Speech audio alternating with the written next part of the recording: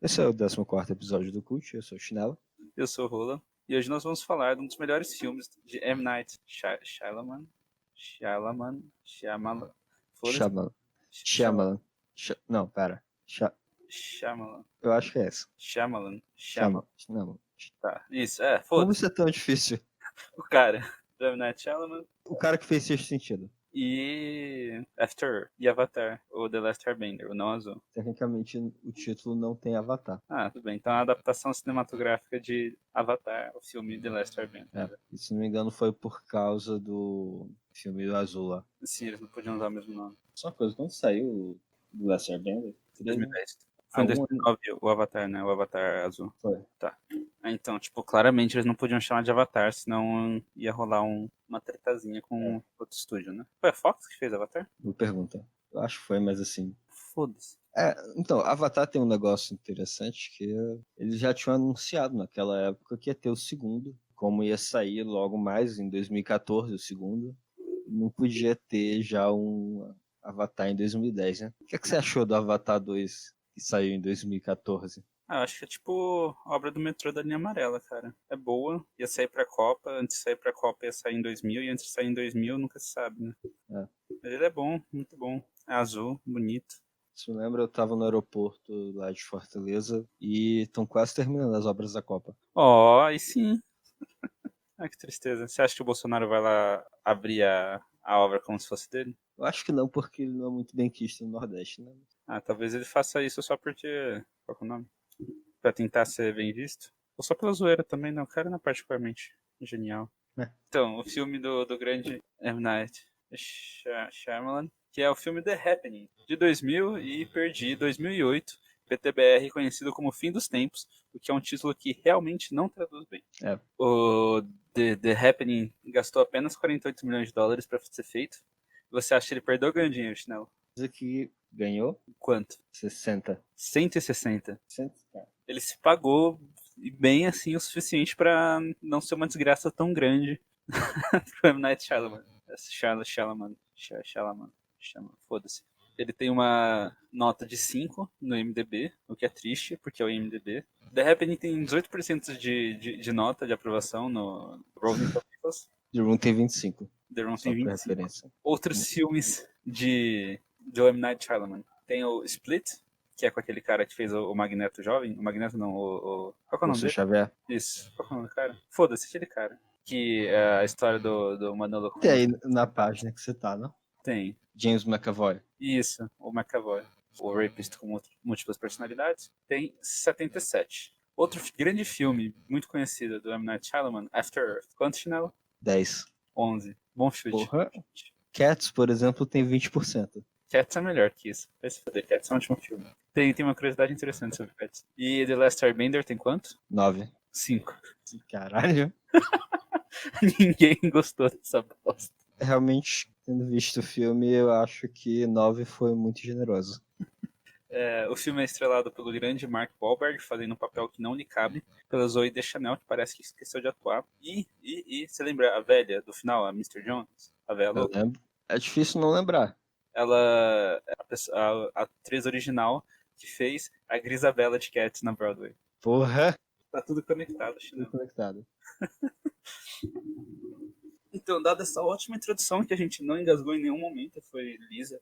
Como você pode ver, que ela claramente foi e não está editada de forma alguma. The Happening é um filme sobre um evento cataclísmico que a gente quis fazer enquanto ainda estávamos em uma pandemia, e por sorte a pandemia foi lidada de maneira tão incompetente que, apesar da gente ter tido uma pausa enorme por problemas técnicos, nós conseguimos fazer ele ainda durante a pandemia. Então, assim... A gente pode ver que o management de pandemia no Brasil seria a mesma lógica do management de obras para a Copa, não é mesmo? 2030 acabou. 2030 acabou. Qual dos dois? Eu quero dizer a pandemia, mas eu não tenho como dizer se as obras da Copa vão ter terminado em 2030.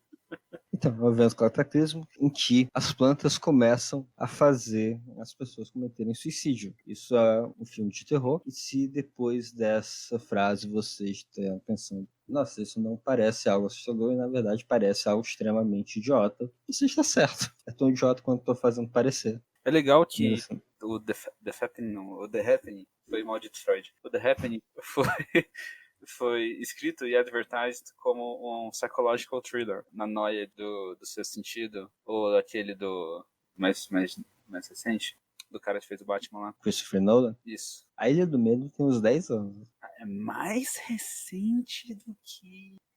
Cara, deixa eu só confirmar. É o 6º filme do M. Night Shyamalan e já dá pra ver a queda. Só que a queda, tecnicamente, você tem como ver desde a Vila, né? Assim, eu vi algumas críticas falando que o The Happening é meio que o turning point, assim. Porque antes eu poderia falar que era uma má fase, e aí quando tem o The Happening você pode falar que de fato afundou. Ok. E depois o último mestre do ar, o Lester Bender, veio logo depois. Ele confirma, né? Ele mostra que a queda ela era exponencial, tava no começo do mergulho no The Happening, aí chegou o Lester Bender e desceu de uma vez.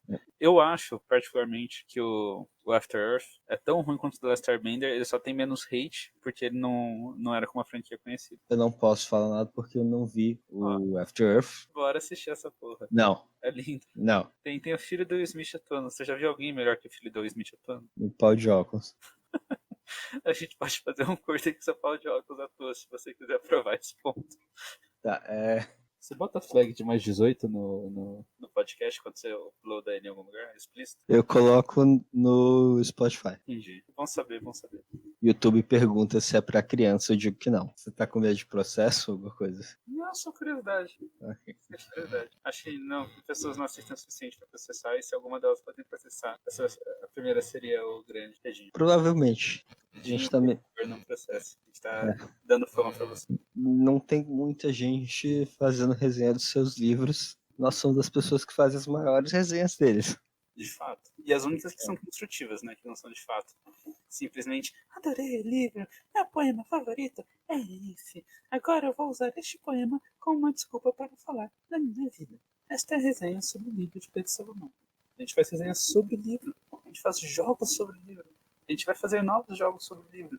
A gente está completamente não falando sobre o The Happening agora. Sim. The Happening começa com o nosso belo e perfeitamente elencado Mark Wahlberg, professor Elliot alguma coisa. Acho que é Elliot Moore. Elliot Moore, como professor de ciências. É tipo você ter um bodybuilder como professor de ciências, é estranho. E o diálogo é escrito mais ou menos como se ele fosse um bodybuilder professor de ciências. Na verdade, a gente pulou umas 2 cenas até aí, né? Mas... a gente pulou 2 horas de nuvens. Tem os créditos, que são basicamente nuvens. Sim, nuvens com letras. E aí a primeira cena das pessoas no Central Park agindo de forma estranha e começando a se matar. Porque as plantas, eles não dizem isso na hora, mas depois você descobre que são as plantas que estão emitindo neurotoxina. É uma neurotoxina que, de acordo com a pessoa na televisão no filme, tira o senso de autopreservação das pessoas. Isso faz com que elas imediatamente se matem. Elas se matam, elas começam a andar para trás, então elas ficam confusas e aí começam a falar coisas sem sentido ou a se repetir, aí começam a andar para trás, um ato que exige mais coordenação motora e espacial do que só andar para frente, ou só ficar parado. É uma dica visual de que está acontecendo, né? Eu precisava de uma dica visual de que está acontecendo, além das pessoas ficarem paradas. Até porque muitas das vezes que acontece ao longo do filme, as pessoas estão tipo sentadas. Isso. Que é horrível, elas podiam só balançar o braço igual um boneco de posto, que talvez fosse um pouco mais. Levaria o filme. Certamente. Na minha opinião. Não, seria mágico se elas fizessem isso. Enfim, continua.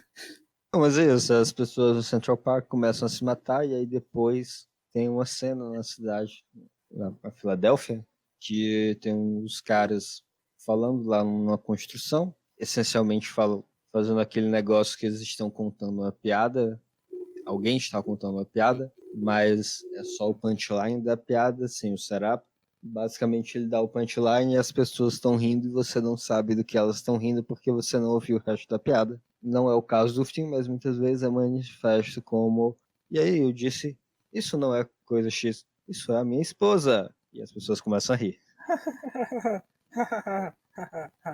Pois é, aí alguém cai, eles vão lá ver. E aí eu chamo por socorro, aí outras pessoas caem. E aí tem o que eu acho que é a única cena do filme que funciona, que é a cena das pessoas caindo do prédio. Caindo, não, né? Se jogando do prédio aos montes. Essa cena é legal porque ela mostra, se você quiser fazer esse tipo de análise nesse tipo de filme, ela mostra que qual é o nome dele? O M. Night Shyamalan, a proposta artística dele era de mostrar o filme em ponto de vista, né? Então, na maior parte das cenas, ele nunca mostra um ponto de vista que não seria de uma pessoa naquela situação. E aí, essa cena, ele mostra exatamente desse ponto de vista, né? Então, a pessoa olhando para cima, vendo as pessoas, os outros caras se jogando. Os outros caras, no caso, são colegas de trabalho dele, né? Colegas de trabalho. O que torna essa cena em particular boa, no caso, porque você gosta dela esteticamente. Sim, ela aparece mais ou menos 5, 6 minutos de filme, de 1h30, isso não foi. E depois aí é por água abaixo. Então, eu espero que você tenha gostado e acabou aqui, sim. Experiência cinematográfica. Se quiser, se você tiver uma máquina do tempo que puder voltar para 2008, então, esse dia que você vai assistir o filme no cinema, se você quiser ter uma experiência genuína, você pode sair depois dessa cena. Mas é aí que a gente tem a introdução do nosso protagonista, Elliot Moore, numa cena ótima das abelhas, né? As abelhas. Em que eles estão discutindo o que é em si uma tendência desse filme, que é M. Night Shyamalan leu um artigo interessante em algum lugar e decidiu colocar no filme. No caso, esse artigo era sobre como dezenas de milhares de abelhas estão supostamente sumindo todos os anos sem deixar cadáveres e ninguém sabe por quê. No caso, sabe, é pesticida. Sim. Entre outras coisas. E isso é a questão do não deixando cadáveres é um problema de percepção humana, porque quando você fala dezenas de milhões, você provavelmente imagina uma montanha de abelhas, mas em toda a sua vida andando assim, você provavelmente nunca viu uma abelha morta assim no chão. É uma questão de dezenas de milhões de abelhas mortas espalhadas. Seria um negócio muito mais imperceptível do que a imagem do número faz parecer. Isso é até um problema comum em ciência. Por exemplo, um fato interessante sobre morcego para pessoas que os estudavam era que justamente o fato de que como eles conseguem se coordenar de forma que quando você vê aquelas nuvens de morcegos andando, voando um do lado do outro, como eles fazem para não bater um no outro, o tipo de coordenação que eles têm para conseguir um feito assim. E isso era assim, posto como algo incrível sobre eles, mas hoje que a gente tem câmera de alta velocidade, a gente sabe como eles fazem e a resposta eles não fazem. Eles batem uns nos outros constantemente enquanto estão voando e a gente só não percebeu isso porque acontecia rápido e era difícil de ver dentro de uma nuvem de morcegos. Então, assim, as abelhas, o fato de não estarem achando o cadáver não significa que eles não existem, mas é exatamente isso que ele propõe. A aula é ele perguntando, né, para os alunos, então, hipóteses do porquê isso está acontecendo. Você sabe quais são as hipóteses? Aquecimento global. Poluição, doença. Doença. Tem essas três, que ele vai... fala, poluição. Pode ser, mas não estão encontrando o corpo. Ele sempre dá um problema na hipótese. Doença, mas um evento coordenado acontecendo em diversos estados. Então fica meio difícil a doença. E aí por aí vai. Até que a gente chega no personagem que diz uma coisa maravilhosa, que é o evento da natureza que nós nunca completamente compreenderemos. O que, assim, é uma forma ótima de dizer não sei, me deixa em paz. E a melhor coisa é que o professor reage, sim, muito perspicaz essa sua resposta. Não é só uma forma de você evitar a pergunta como um todo. Realmente, galera, que bom que vocês podem aprender isso na aula de ciências, que é assim que a ciência funciona. A gente desiste eventualmente quando as coisas não dão certo. E diz, a natureza que faz isso aí. A coisa mais legal é que depois no final, quando tem o tio falando na TV, essa é a mensagem do filme, né? Tipo, essa é a tese principal do filme. Assim como, sei lá, no Jurassic Park tem o Nature Finds a Way, que é indicado durante quase todas as cenas, todas as grandes cenas do filme, e que, de forma mais sutil, colocada pra audiência. Essa mensagem bosta é a mensagem do The Happening, e ela é jogada na sua cara logo de cara, assim, tipo, pô, tô, se fode aí. Você não é inteligente o suficiente pra saber disso sozinho. Você acha que era assim que terminou o artigo que o Shyamalan estava lendo? E aí, o negócio, cientistas ainda não sabem por que isso está acontecendo, e é possível que esse seja um ato da natureza que nós nunca completamente entenderemos. E aí ele pensou, puta que frase foda, vou colocar no meu filme. Achei a possibilidade. É mais provável que o M. Night Shyamalan, por algum motivo, gosta de fazer filmes com temática cristã, né? Então, sobre Deus e um poder maior e essas coisas. Então, acho que é só mais possível que ele viu as abelhas estão sumindo e ele pensou no porquê. Deus quer. E ele escreveu. É uma força da natureza que nós nunca completamente entenderemos. E pensou, meu Deus, eu sou um gênio. Ciência pode ter uma resposta, mas não significa que ela está certa. Tá bem, mas acho que ainda é melhor, não sei. Eu posso não ter uma resposta e significa que eu estou certo. É basicamente o que ele responde. Enfim, o professor Mark Wahlberg, bolado, ótimo professor. A cena parece que foi feita por o... Não é figurinista, né? Qual que é o nome da pessoa que faz o set? Foda-se, o cara que decorou a porra toda. Parece que ele nunca teve uma aula de ciências na vida, nunca foi numa escola assim, e aí ele pensou, caralho, o que tem numa sala de aula de ciências? Aí tudo que responderam pra ele colocou, falaram aquário, tá lá. É tipo material de laboratório, tá lá. Plantas, Poxa, tá lá. Pôster de coisas científicas, tá lá. Tabela periódica, tá lá. Pôster de cientistas, tá lá. Pôster de cientistas com frases famosas, tá lá. Tipo, esqueletos, tá lá. É tipo um mini museu de tudo que não tem nada, assim. tem até a frase no quadro de que, se as abelhas sumirem, a raça humana sumiria logo depois, supostamente atribuída a Einstein. O que é uma das coisas assim, foda-se se Einstein falou ou não. Não era a especialidade dele e também não é exatamente verdade, mas seria um impacto ecológico tremendo, mas ainda assim, a frase não precisa ser atribuída a Einstein para ter alguma credibilidade. Tecnicamente, o fato dela ser atribuída a Einstein não lhe dá credibilidade. O fato de atribuírem ela a Einstein, na minha percepção, tira credibilidade no caso. Mas até aí, uma pessoa cínica que fala mal de poemas de pessoas românticas, perfeito.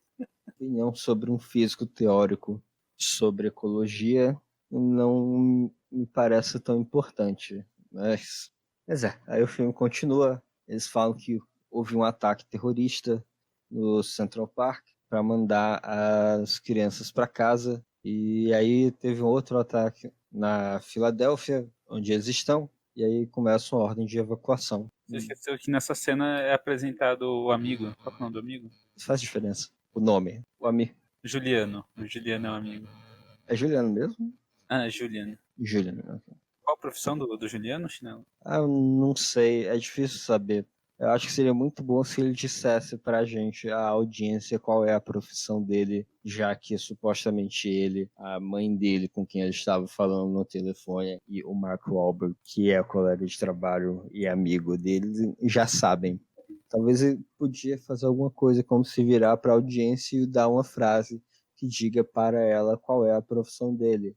Algo como o bom de ser professor de matemática é que você sempre tem as estatísticas para jogar. E esse, meus caros, é a segunda vez que o nosso grande M. Night Shyamalan ofende a sua inteligência. O que tem depois disso? Eu não lembro. Depois disso, eles evacuando. Aí falando sobre os problemas do casamento. Não são de forma alguma importantes para o enredo ou para o desenvolvimento dos personagens? Sim. Eles meio que só E depois tem a Zoe Deschanel, tá vendo o celular, que é o Joey. O Joey, que é o M. Night Shyamalan, que aparece só como voz, mas é que dá a entender no início do filme que seria a pessoa com quem ela estaria traindo o Mark Wahlberg. Apesar que acho que ela fala, né, logo em esse, não, a gente só teve um tiramisu e foi isso. Ela fala pro Joey, mas ela só fala pro Mark Wahlberg no final. Sim. Porque ela acha que ela vai morrer e porque ela decidiu cagar o resto da vida do cara. Isso. Honestidade é sempre moralmente certo, né? Sim, depende, né? Se ela tivesse sido honesta desde o início e não tivesse saído com o cara, ela não teria culpa em nenhum momento, né? Você acha que é um imperativo categórico que ela fale pro Mark Wahlberg que ela saiu com o cara a partir do momento que ela saiu com o cara, ou a partir do momento que ela decide que sair com o cara foi uma coisa ruim? Eu acho que não existem imperativos categóricos. Chinelo, você é um péssimo religioso cantista. Deontólogo. Deontólogo. Deontologia é um nome bem estranho. Enfim, até pela questão de que o que o torna imperativo se não existe nenhuma consequência por eu não fazê-lo. A consequência é você se sentir culpado. Tá, mas se ela não tivesse sentido culpado... Aí não seria errado, mas ela se sentiu culpada, então...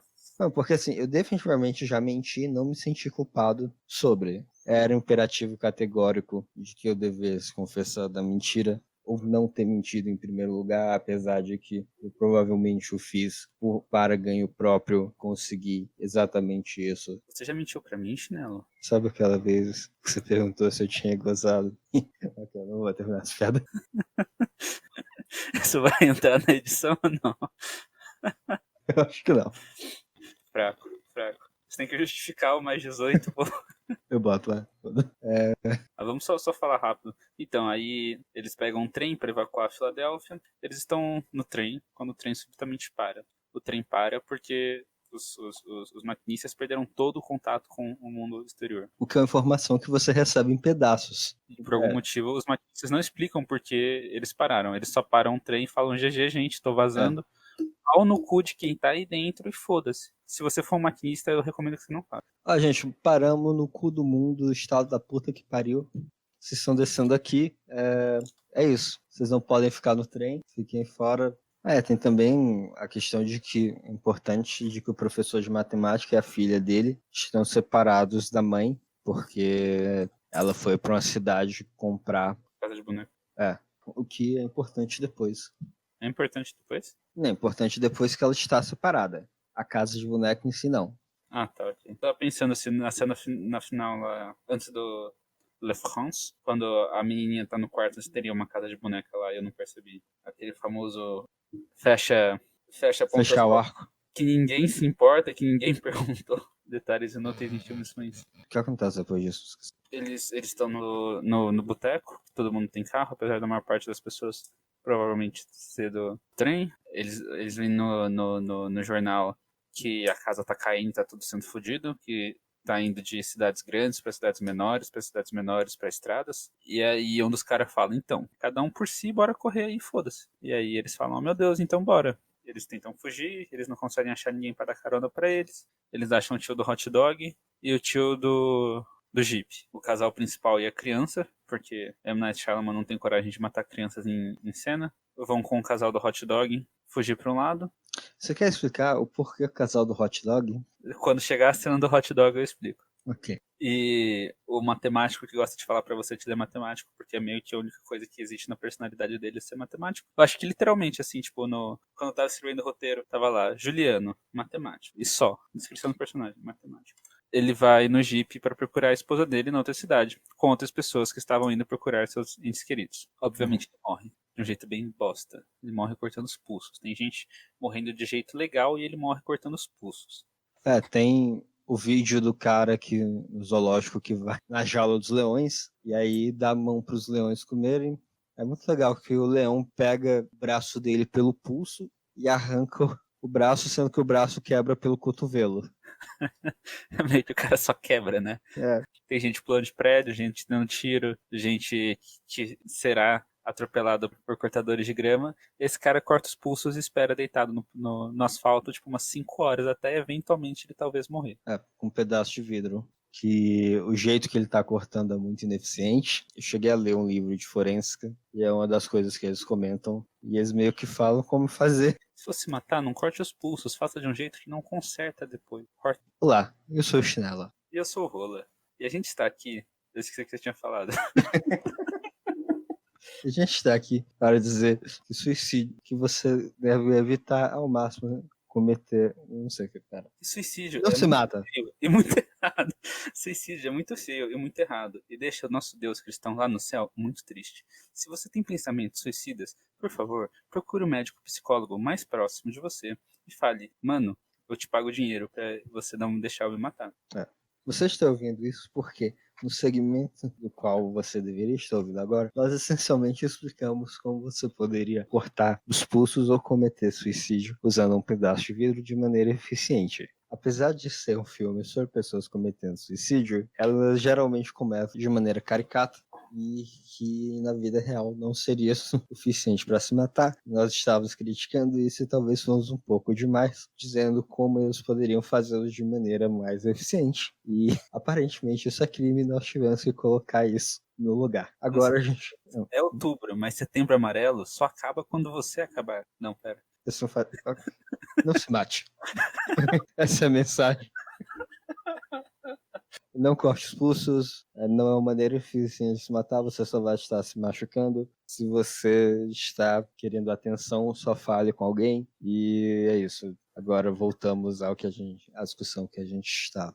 Então, botar uma espingarda na boca é a forma mais eficiente de se matar. E se você cortar ela, fica muito mais fácil. Botar espingarda na boca não é o jeito mais eficiente de se matar. Você tem que, de fato, puxar o gatilho para ser eficiente. Embora perceba que acho que tiro na cabeça é 90 e, sei lá, 94, 92% de fatalidade.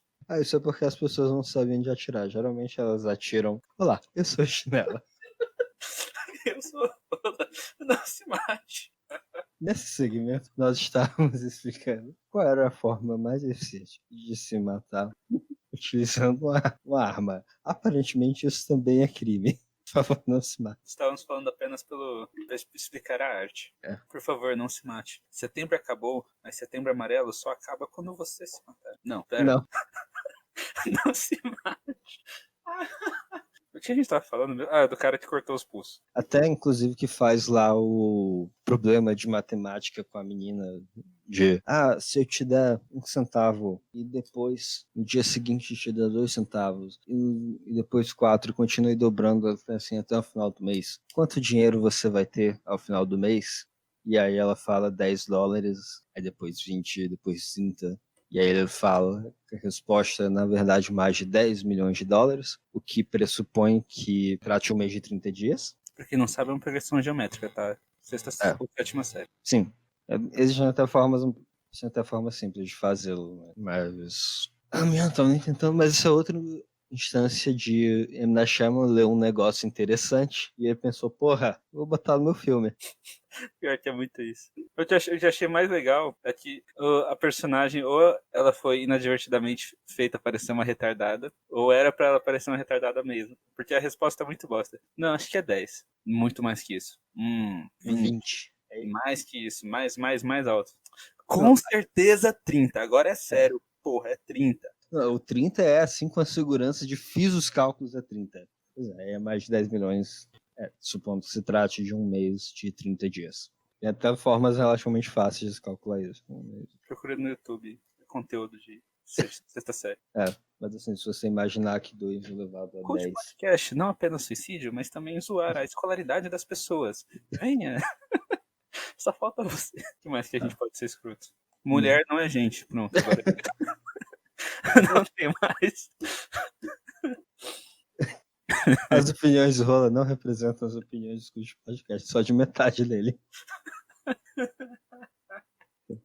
Enfim. Tá falando. Tá. E a mulher erra porque ela é feita um personagem idiota, querendo ou não, e todo mundo morre. Eu acho que nesse ponto a gente já passou dos hot dogs. Sim, voltando pra outra metade a outra metade não, porque voltando pros 3/4 originais dos personagens principais, o Elioto, a Zoe Deschanel e a criança, Alma. A gente tinha falado que tinha criança? Eu falei que tinha criança. Eu inclusive falei que a criança foi com eles. Tá. Porque ele não gosta de... Ele não mata a criança em cena. Apesar que ele mata os outros... Mas tem tipo 16, 17 anos, foda-se. É. E um deles é negro, é um filme de barra terror, assim, sabe? Tipo, demorou pra morrer. Normalmente o trope não é matar os negros primeiro. Existem razões históricas pra isso, assim. Quais razões históricas? Então, quando Hollywood começou... O quê? Eu imagino que racismo, mas também imagino que tem uma derivação um pouco mais específica. Sim, então, quando Hollywood começou a ter elencos mais diversificados... Na década de 80? Na verdade, sim. Na década de 80, que por acaso também é quando ocorre o boom dos filmes slasher, que são justamente os filmes que você tem um assassino maníaco matando um bando de gente. O cinema hollywoodiano já tem uns 70 anos de não mostrar negros, você não tinha um número particularmente grande de atores negros de fama. E aí o que eles faziam era, eles contratavam atores negros e os atores brancos acabavam geralmente sendo mais famosos do que os atores negros, porque tiveram a oportunidade de ter uma carreira. E aí eles acabavam sendo os protagonistas, ou pelo menos era mais vantajoso mantê-los por mais tempo no filme. Então acabava que os atores negros eram mais dispensáveis e eram os primeiros a morrerem. Sendo que se você vê isso hoje, não tem muito uma razão. Faz sentido. Na época era uma razão muito boa, porque terror tende a não ter atores de peso. Porque é um gênero bosta. Então, não, mas especificamente terror slasher não tende a ter atores de peso, justamente porque É um gênero bosta. não é que você vai matar os caras e eles acabam muitas vezes não tendo muito tempo de cena, e principalmente na época do slasher era um tanto preguiçoso e aí praticamente não desenvolviam os personagens, eles usavam mais arquétipos do que qualquer coisa, que assim, hoje, por exemplo, já não é assim. Você até tem vários filmes de terror centrados numa personagem ao invés do assassino. O Sexta-feira 13 novo lá é assim, mas não é? Pera, qual? Sexta-feira. Eu não sei se é sexta-feira. O que o cara usa máscara de.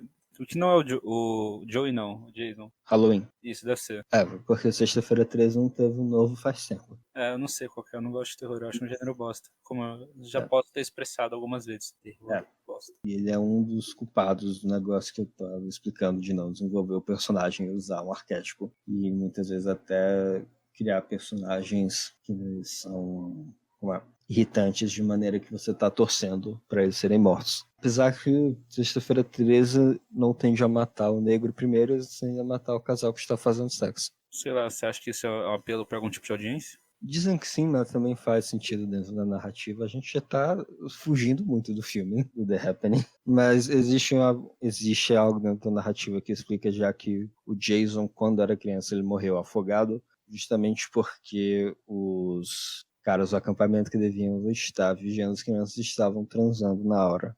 E se vocês forem transar, levam as crianças para assistir. Lição do dia, trazida para você por Cult Podcast. Oi, meu nome é Rola.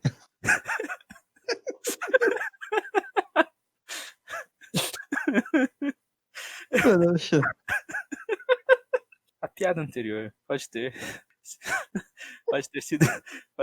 sido uma apologia à pedofilia e ao abuso sexual infantil, o que é crime no Brasil. Por favor. Nós queremos especificar que nós não apoiamos a pedofilia. Era uma clara piada sobre voyeur, então eu já não sei qual é a linha legal. Então nós estamos fazendo isso só para garantir. Não crie uma criança voyeur, espere até ela ter 18 anos para assistir vocês transando. Acho que é 14, né? Porque é uma forma de ato sexual, ela só precisa consentir. Eu não vou comentar isso. Eu acho que você, como pai, tem a capacidade de... Mas incesto eu acho que é crime, então você como pai não pode botar seu filho. Mas se você for divorciado e a sua esposa não for a mãe do menino... Eu acho que ainda é pedofilia porque... Ou menina. Ainda é... Porque a gente é inclusivo aqui. A gente é inclusive criança, né? Criança já é unissex, foda-se. O adolescente em questão.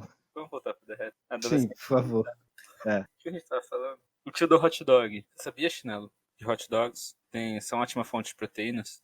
Hot dog tem uma reputação ruim. Eles são ricos em proteína. Eles têm um formato legal. Você gosta de hot dogs, né? Uhum.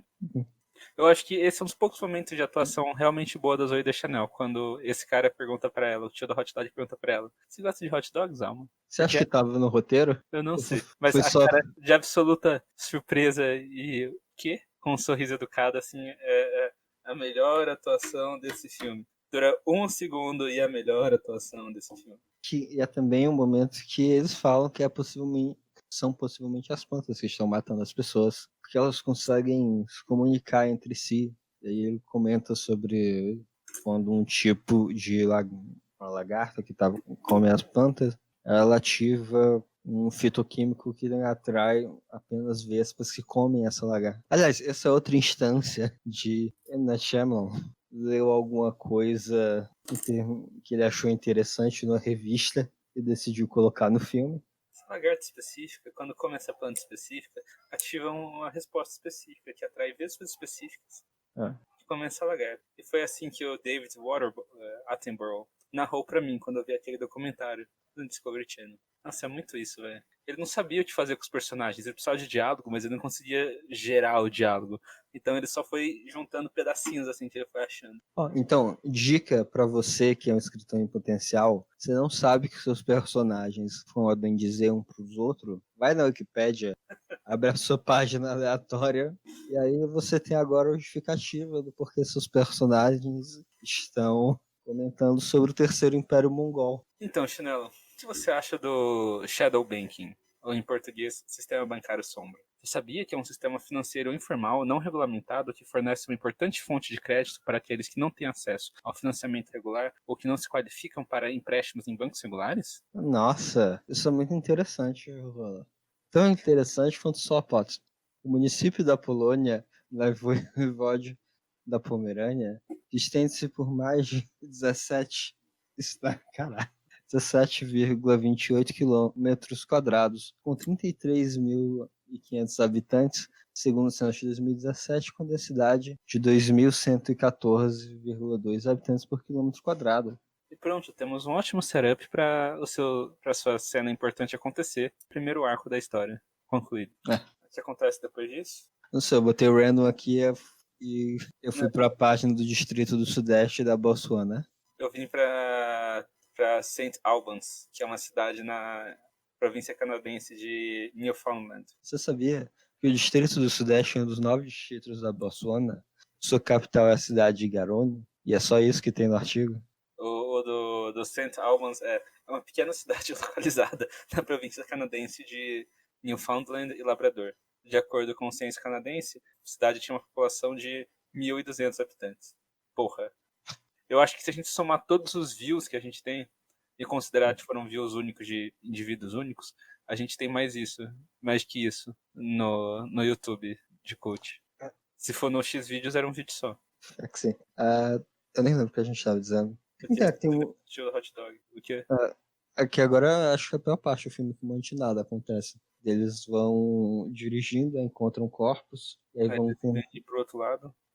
Aí encontram gente que diz que encontrou corpos do outro lado, e aí eles se reúnem.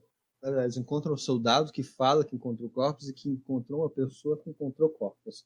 E aí todo mundo se reúne e eles vão para uma casas à venda. Eles chegam à conclusão de que it's happening em escalas cada vez menores. Então, acontece nas cidades, foi para cidades pequenas, foi para as pequenas vilas, foi para estradas, e eles decidem, temos que sair das estradas. Eles saem e eles tentam ir para esse local que é tão pequeno que não tem nem no mapa. E abandonam os carros. Se você estiver numa situação de emergência, não é recomendado você abandonar carros. E principalmente eu não falar, oi, eu sou o Rola depois, porque isso é verdade. Principalmente abandonar seu carro no meio do nada, onde você nem sabe onde está e possivelmente não tem como pegá-lo de volta. É verdade que você fazer um off-road pode furar um pneu, mas é melhor do que perder seu carro para sempre. No caso, né, é considerando uma situação de vida ou morte. Assim. Carro é importante. Tem coisas nele que você pode usar. Você não passa frio dentro dele, passa menos frio, pelo menos. Pode dormir nele. O fato de que eles estavam num campo. Assim. Não tinha, sei lá, inclinações que iam impedir eles usarem o carro. Pô, a porra do militar tinha um Jeep militar, velho. Sabe aqueles feitos pra correr no meio do deserto e matar palestino? Isso. Não, calma, é matar muçulmano. Palestino seria se fosse um Jeep militar israelita. Mas eles abandonam os carros, começam a andar, e aí descobrem que são as plantas. Quando o soldado começa a falar estranho, aí tira a arma e dá um tiro em si, e aí você ouve os tiros de longe. E assim, as melhores cenas da Zooey Deschanel. You're not gonna be one of those assholes that just stands by while a crime happens because we're not assholes. Nós não vamos ser um daqueles cuzões que se deixa o crime acontecer. E só ficam olhando, porque nós não somos cuzões. O diálogo foi muito bem escrito, velho. Puta que pariu. Esse é um dos momentos que você pode usar a técnica da Wikipedia e falar alguma coisa muito mais interessante, como Taraxum comum é uma espécie de planta com flor pertencente à família das asteráceas. Ou, por exemplo, o metrô ligeiro de Mirandela é uma empresa criada pela Câmara Municipal de Mirandela para transporte coletivo de passageiros em meio ferroviário ligeiro de superfície. Eu nem sei onde fica Mirandela, velho. O que é Mirandela? É em Portugal. Tá, então o metrô de Portugal. Mas você tem que um desconto pro M. Night Shyamalan por tentar. Porque, veja, ele fez um setup lá no começo, na aula de ciências, que ele absolutamente ignorou todas as coisas relacionadas a esse setup até esse momento, que é a do, aspas, método científico. Que ele faz o experimento para definir que são as plantas, que é justamente porque os caras estavam num grupo maior, que eles ativaram o sistema de defesa das plantas. Isso. E eles separam um grupo e tentam correr contra o vento. Literalmente isso, o vento tá vindo. Oh não, o vento! As plantas vão fazer a gente se matar. Eles correm contra o vento. Eu acho interessante que até esse momento, as cenas que as pessoas morriam, elas eram feitas de uma forma, mesmo quando você já sabia da possibilidade das plantas estarem matando as pessoas, elas eram feitas de uma forma a se deixar ambíguo. Então, quando ele filmava a cena das pessoas começando a se matar, alguma coisa assim, que ventava e pá, normalmente era num frame bem aberto, assim, né? Tipo, eles mostravam toda a cena e começavam a entrar lá longe, as pessoas começavam a se matar, etc. Depois desse experimento do Mark Wahlberg, principalmente quando começa a ventar na casa da véia, ele começa a focar nas árvores mexendo. Então, tipo, tem as coisas acontecendo e aí dá um zoom na árvore mexendo, cara.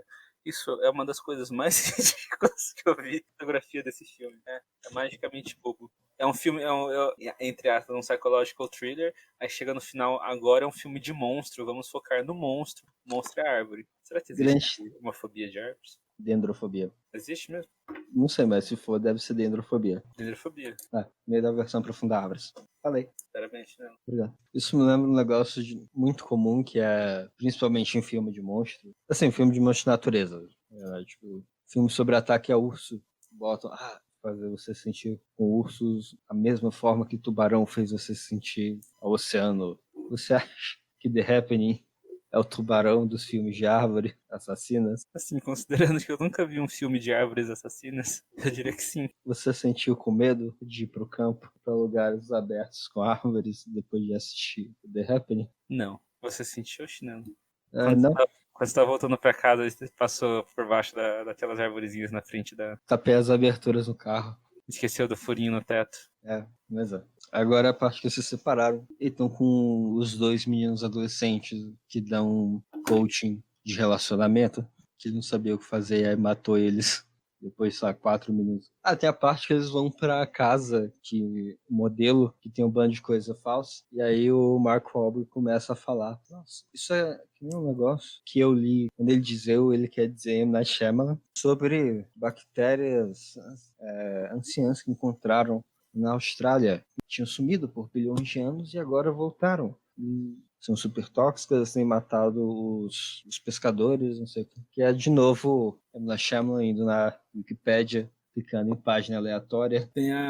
Logo após isso, tem a cena dele falando com as árvores, né? Você já falou disso. Eu não falei da cena dele falando com a árvore de plástico. Eu vi alguns críticos usando essa cena para tentar justificar que era uma tentativa de um filme com estética B e que essa cena demonstra que o filme não se leva a sério e não é para se levar a sério. E eu veemente, com base em todo o resto do filme, eu veementemente discordo. Eu acho que é só uma cena ruim de um roteiro ruim. Então, aqui tem outras tentativas de humor no filme, como os adolescentes dando coaching de relacionamento ou a parte que estão falando na TV, aí você vai vendo pessoas em vários lugares dos Estados Unidos preparando, aí tem duas velhas tricotando com máscara de gás. Era pra ser uma tentativa de humor isso? Então, por isso que eu chamo de tentativa e não piada. Justo. Os caras de Nebraska com as armas, né? Nebraska. Que vão atirar nos fitoquímicos. É interessante porque se é um rolê que te mata, ele te mata porque você comete suicídio,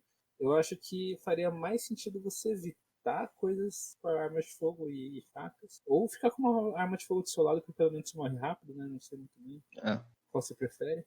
Tem também um negócio dela falar que na televisão que inibe o senso de autoconservação, mas você perder seu senso de autoconservação não te faria se matar, só faria você não se importa uma coisa acontecer. Você se torna mais proeminente a cometer atos que poderiam levar a dano físico. Dano físico, como tirar coisas quentes do forno com a mão, beber café quente como se estivesse tomando um shot, não tentar cobrir cortes. Quebrar a perna e continuar andando. Sim, assim, e não você simplesmente se matar do nada, fazer coisas como tirar uma agulha. Não é agulha, não é? Um pedaço de cabelo, um hashi de ferro. Aquele hashi de cabelo e tentar perfurar seu pescoço com isso.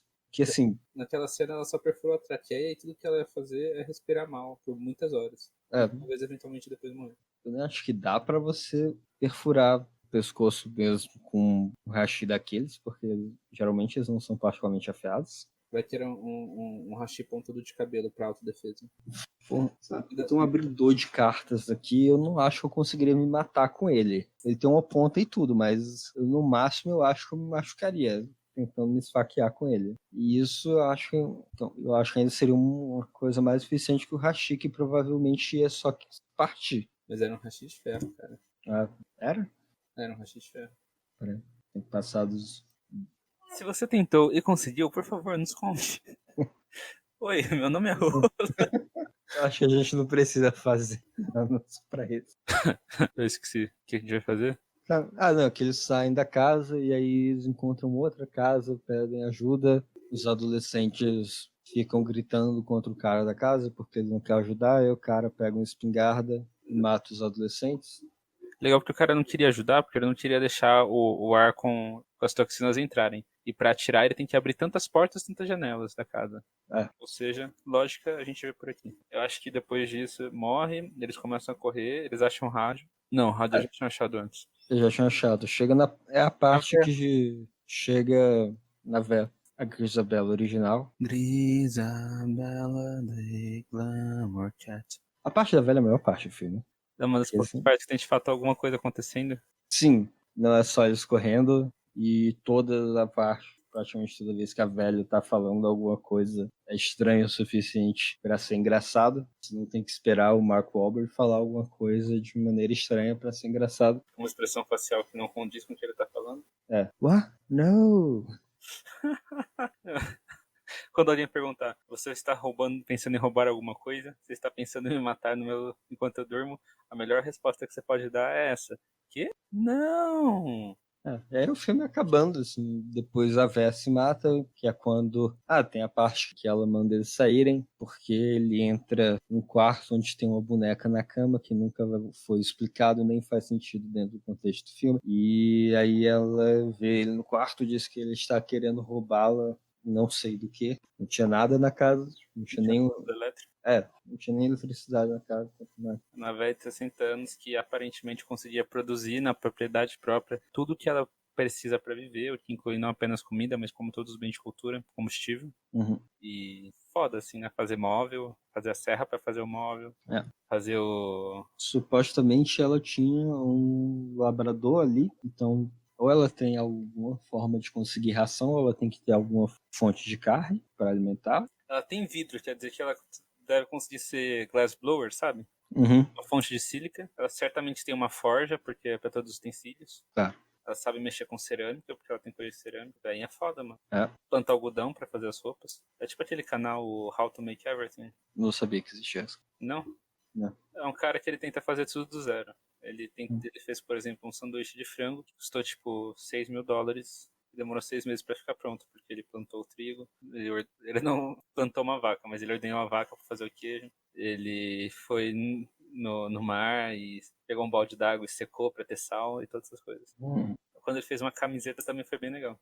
A velha vai lá, velha louca. Ela sozinha ativa as plantas, e aí eles são desesperados, porque agora estão respondendo a indivíduos. Começa a ventar, eles acham que vão morrer. Mas, curiosamente, já tinha passado das 9 horas, que era a hora que todo ia ficar bem, segundo o especialista. E eles não sabiam, porque na casa não tinha relógio, porque na casa não tinha energia elétrica. E a não ser que a mulher conseguisse fazer pilhas do cu. E eventualmente eles decidem fazer um suicídio coletivo com a criança, que falha. porque já tinha passado das 9 horas. Esse é o fim do filme. Se você for fazer um suicídio coletivo, não faça com crianças. Oi, meu nome é Rô. Não, mas isso a gente não precisa falar porque não somos nós dizendo. É o filme. É o filme. Aí o filme toma responsabilidade por si próprio. Um suicídio coletivo com crianças. Isso. Sucesso. Pois é. Aí eles adotam a criança depois. E você descobre depois que a Zoe Deschanel tá grávida. E aí acaba o filme. A entrevista na TV em que um especialista fala que É só explica o começo. E fala que essa audiência era só um aviso e que no fundo tudo isso foi o que, Chinelo? Um ato da natureza. Um ato da natureza que nós nunca entenderemos completamente. E acaba de fato com toda a merda acontecendo em Paris, na França. Onde o Jean, o Jacques e o Pierre se matam. É muito interessante porque eles dizem que é uma forma. As plantas evoluíram o fitoquímico para se defender dos humanos. Supostamente isso começa logo em Nova York, mas a mesma mutação que criou esse fitoquímico no Nordeste dos Estados Unidos acontece de novo na França. Então, assim, tá ótimo. Então, Chinelo, vamos começar todos os nitpickings, todos os problemas que você viu no filme. Agora que a gente já falou do enredo. Sinta-se à vontade. Deixa eu ver. Ele é chato? Então, assim, se você mais ou menos, se você estiver assistindo ele como um filme mesmo, ele é chato. A coisa interessante de assisti-lo são as atuações. Eu, por exemplo, acho que uma pessoa não souber inglês, eu acho que não vale a pena você assistir o filme, porque, assim, só as atuações salvam. Elas são horríveis. Só esclarecendo. O diálogo é muito mal escrito, o que cria situações simplesmente absurdas, como a da salsicha, como a da aula de ciências. Como a da véia louca, se bem que a véia é louca, então dá pra desculpar que ela era louca, como a dos meninos. A dos meninos tentando arrombar a porta lá do cara. Isso, arrombar a porta do cara. Só. O que é engraçado se você tiver esse tipo de humor e tiver nesse mindset. Senão eu realmente não recomendo o filme. A cinematografia. É um filme interessante, num puro sentido de que ele tenta ser um filme de suspense, né? Um filme, de certa forma, de monstro, até. Só que, ao contrário desse tipo de filmes, ele faz isso em cenas de dia, em cenas em campo aberto. E meio que cria uma dissonância, assim, uma dificuldade inerente. Dá pra fazer. Assim, dá pra fazer. Eu diria que Midsommar fez, filme do ano passado. Só que esse filme não é Midsommar. Ele não. Nenhuma das coisas que Midsommar fez pra isso dar certo estão presentes aqui. Então. Uma coisa que eu gosto, eu não gosto genuinamente, é que até, só na cinematografia, até a parte em que ocorre o experimento, o soldado grita que a arma é amiga dele, que nunca vai deixar ao lado dele e se dá um tiro na cabeça, até essa parte, que eles não tinham certeza que eram as plantas, a forma como a cena era montada deixava, de certa forma, as coisas ambíguas o máximo quanto possível num filme que as plantas são malvadas. E era feito de uma forma até relativamente bonita, com o zoom out, assim, normalmente feito em wide shots. Aí depois disso ficou bem bosta, porque eles começaram a literalmente dar zoom em planta, velho. Sim. Não é uma planta monstro, é só uma planta venenosa. Se dá um zoom na planta venenosa, tipo, oh meu Deus, a planta venenosa vai vir. Supostamente, a gente nem sabe se eram todas as plantas fazendo isso, não, mas tipo, dar zoom, né, o vento bateu na planta. E é legal, porque aí você cria uma dissonância, né? É o vento que ativa o rolê ou tá todo mundo lá? Se não estiver ventando, não tem problema? Pode passar a faca, porra toda? Sim, eu imagino que a ideia do M. Night Shyamalan estava se achando tão foda que ele ia fazer algo tão banal como você vê o vento batendo nas plantas dá medo. Ele não conseguiu. Mas o fato de tentar dar medo é o que deixa isso ridículo. É uma coisa, né? O filme chega no seu pico em 6 minutos e depois é tudo ladeira abaixo. Não sei, tem mais alguma coisa pra falar? Ele tenta usar a música também, pra dar medo. O que, se fosse só pela música, não é ruim. Né? Tipo, a composição, eu acho que é original. Não é necessariamente ruim, não é necessariamente mal usada. Mas como todo o resto é ruim, fica engraçado. É tipo colocar aqueles temas grandiosos, assim, sei lá, Senhor dos Anéis, batalha final, com seu gato brigando com um brinquedo, alguma coisa desse gênero. Principalmente no final, velho. No final é muito... não é muito bom. O que? Qual das partes final? A parte dos franceses? Quando chega... Soccer play! Quando chega qual que é o nome? O momento que eles descobrem que é as plantas, e que aí começa a ventar, e começa aquela música pra aumentar a tensão, sabe? Só que eu não me importo, porque é tipo o ventinho, foda-se. Aí, ou quando eles tentam correr o vento. Quando eles tentam correr o vento. tem essa dissonância entre, uma música grandiosa, porque o diretor acha que essa cena é grandiosa, ou essa cena vai causar isso. E, tipo, não, a cena é bosta, a música não combina. Outra dica, se você for escritor e tá fazendo alguma coisa de terror, eu não me importo com o seu personagem só porque ele morreu. Você tem que me fazer me importar com o personagem antes de você matá-lo, para que essa morte tenha alguma significância. E assim, todos os personagens são chatos. Todos os personagens são chatos, a criança é chata, eu não me importo com a criança, só porque ela é criança. Não, a criança não é nada. Ela não tem uma personalidade em si. Ela mal fala. Ela é total só pra lá. É uma tentativa de manipulação, quase, de tentar vocês fazer se importar com eles porque tem uma criança ali. Mal sabem eles quanto nós prezamos por uma criança morrer em cena aqui no podcast. Oi. Aqui, ó, chama Baby Elephant Walk. O casting é horrível, não faz sentido, não é um papel pro Mark Wahlberg. Ele não sabe fazer papel dramático. Pelo menos eu não vi nenhum papel em que ele consegue fazer um papel dramático, nenhum filme que ele consegue fazer um papel dramático. A Zooey Deschanel não tá no seu melhor ali. O Mark Wahlberg, inclusive, fala que ele não gostou de fazer o filme, que o filme é uma bosta. Pelo menos ele admite. Pelo menos ele admite. Mas geralmente o pessoal admite depois que você já está livre do projeto. Segundo o M. Night Shyamalan, Mark Wahlberg foi o único que falou que não gostou de trabalhar com ele e não gostou do... Esse é o nível. Bom. Acho que as pessoas têm pena de falar tão, cara. Pois é. Drinking Game, você tem mais alguma consideração? Tem algumas. Então, o filme foi vendido como um psychological thriller sério. Dá a entender por tudo que ele é sério, com algumas poucas tentativas de humor, tipo a cena que ele tá falando com a planta de plástico. E que ele percebe que ele tá falando com a planta de plástico, que ele ainda tá falando com a planta de plástico, que é meio que uma meta, assim, né? Tipo, tirando sarro de si mesmo. Por outro lado, depois do grande catástrofe crítico e relativo sucesso financeiro, o M. Night Shyamalan mudou seu discurso para falar que era um filme intencionalmente tirando sarro de si mesmo, que não era para ser levado a sério, todas essas coisas. Eu não sei se a gente pode usar o trailer como evidência, porque geralmente o diretor não tem... É uma empresa à parte que faz, ele não... feito uma empresa à parte, não o diretor, mas assim, o trailer deixa bem óbvio que é um thriller psicológico, mas... O roteiro, cara, se fosse pra ser um filme mais lighthearted e tivesse mais graça de si mesmo, de sua própria premissa, que é meio idiota, ele teria mais momentos com isso. Ele tenta 2 vezes e nenhuma dessas vezes é bem sucedida. Não tem como você dar esse migué assim, a não ser que você admita que você também tentando fazer graça de si mesmo falha miseravelmente, porque é uma falha dos 2 jeitos. E por isso é tão legal. Não é tão legal, mas é legal. Uhum. A premissa é boba, a execução da premissa é boba. Se você quiser fazer um nitpicking científico, a gente pode fazer. Mas não cola. Cola tanto quanto a mágica do tio da Marvel lá com o olho de Sakamoto. Doutor Estranho. É tão cientificamente embasado quanto o Doutor Estranho. É aquela coisa, usa terminologia científica, né? E meio que só isso. Isso pra fazer você achar que ele é embasado em alguma coisa, né? Você diria que ele tenta ser um filme de tese? Porque ele é um tese? Sim, de que os seres humanos estão destruindo a natureza. Ele é que nem o Birdemic, na verdade. Né? A premissa é a mesma. Os seres humanos estão destruindo a natureza e aí a natureza ataca de volta. Então, Chinelo, Birdemic ou The Happening? Birdemic. Birdemic 2 ou The Happening? É The Happening. Eu acho que ainda prefiro o Birdemic 2. É mais derivativo, muito mais, mas acontece mais coisa no The Happening. Você tem que estar no humor de assistir um filme mais parado. Uhum. Drinking Game. Tá. Toda vez que derem um close na cara de alguém. Aquele close que só aparece da sobrancelha pra baixo, do queixo pra cima. Isso. Muito, muito importante o Mark Wahlberg fazer isso toda hora, porque ele muda muito a sua expressão facial. Toda vez que falarem Happening. Toda vez que o delivery do Mark Wahlberg de qualquer frase seja estranho. Tipo, what? No! Se quiser ser muito vida louca quando tiver qual que é o nome? Uma cena com um campo aberto assim.